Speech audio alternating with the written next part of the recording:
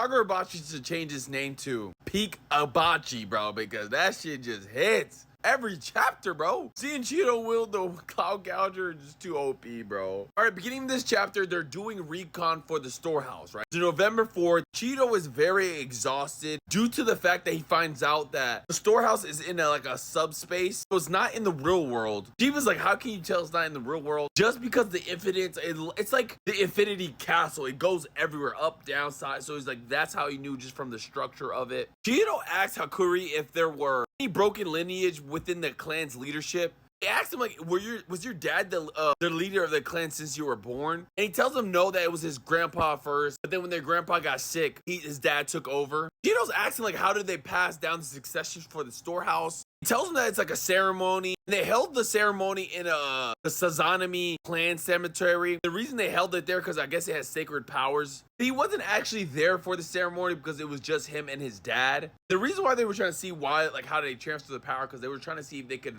force their father to transfer the power to Hakuri. He knows that the leader of the clan is not lying anymore about if he dies, the storehouse ceases to exist. But on November 3rd, he finds a door. There's nothing connected to this door, no walls, no secret room, just the door. Hanoi Char and Hakuri are all eating ice cream while Cheeto and Saba are blocking in, trying to find out the plans to get to the auction. Cheeto knows that the door isn't a part of the auction because everything else in the auction is like in a casing or it's just weapons that are free out there. That's probably the weapons that were using against Cheeto when he was fighting against the Tao.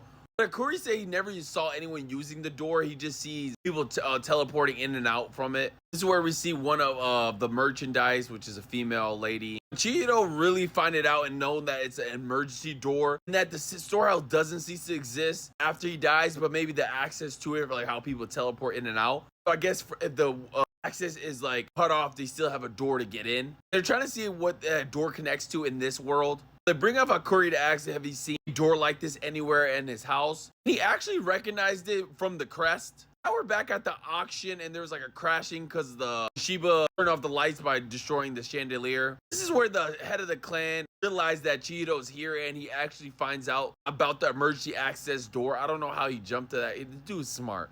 Then we finally get to see the actual door, but it's like on the floor. It's huge. It's at the lowest level of the auction.